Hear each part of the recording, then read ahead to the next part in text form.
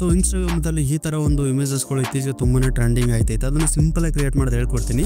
So Google open ಮಾಡ್ಕೊಂಡು gemini AI ಅಂತ create ಮಾಡ್ಕೊಳ್ರಿ, ಅಂದರೆ ಸರ್ಚ್ ಮಾಡ್ಕೊಳ್ರಿ. ಸೊ ಫಸ್ಟ್ ವೆಬ್ಸೈಟ್ನ ಕ್ಲಿಕ್ ಮಾಡಿಕೊಂಡು ಸೊ ಇದರಲ್ಲಿ ಲಾಗಿನ್ನೇ ಕೊಟ್ಕೊಳ್ರಿ. ನಾನು ಆಲ್ರೆಡಿ ಲಾಗಿನ್ ಮಾಡ್ಕೊಂಡಿದ್ದೀನಿ. ಸೊ ಓಕೆ, ಲಾಗಿನ್ ಆದಮೇಲೆ ಇಲ್ಲಿ ಪ್ಲಸ್ ಆಪ್ಷನ್ ಕೊಟ್ಕೊಂಡು ಸೊ ಇಲ್ಲಿ ಗ್ಯಾಲರಿಗೆ ಹೋಗಿ ನಿಮ್ಮ ಒಂದು ಇಮೇಜಲ್ಲಿ ಅಂದರೆ ನೀವು ಯಾವುದನ್ನು ಮಾಡ್ಬೇಕು ಅಂದ್ಕೊಂಡಿರ್ತೀರ ಆ ಒಂದು ಇಮೇಜನ್ನು ಡೈರೆಕ್ಟಾಗಿ ಇಲ್ಲಿ ಹ್ಯಾಡ್ ಮಾಡಿರಿ. ಓಕೆನಾ. ಸೊ ನನಗೀಗ ಒಂದು ಇಮೇಜನ್ನು ಡೈರೆಕ್ಟಾಗಿ ಸೆಲೆಕ್ಟ್ ಮಾಡಿಕೊಂಡು ಹ್ಯಾಡ್ ಮಾಡಿಕೊಂಡು ಸೊ ಡಿಸ್ಕ್ರಿಪ್ಷನ್ ಒಂದು ಪ್ರಾಂಪ್ಟ್ನ ಕೊಟ್ಟಿರ್ತೀನಿ. ಆ ಒಂದು ಪ್ರಾಂಪ್ಟ್ನ ನೀವು ಜಸ್ಟ್ ಏನು ಮಾಡಿರಿ, ಸೊ ಕಾಪಿ ಮಾಡ್ಕೊಂಡು ಈ ಥರ ಪೇಸ್ಟ್ ಕೊಟ್ಟರೆ ಹ್ಯಾಡ್ ಮಾಡ್ಕೊಳ್ರಿ.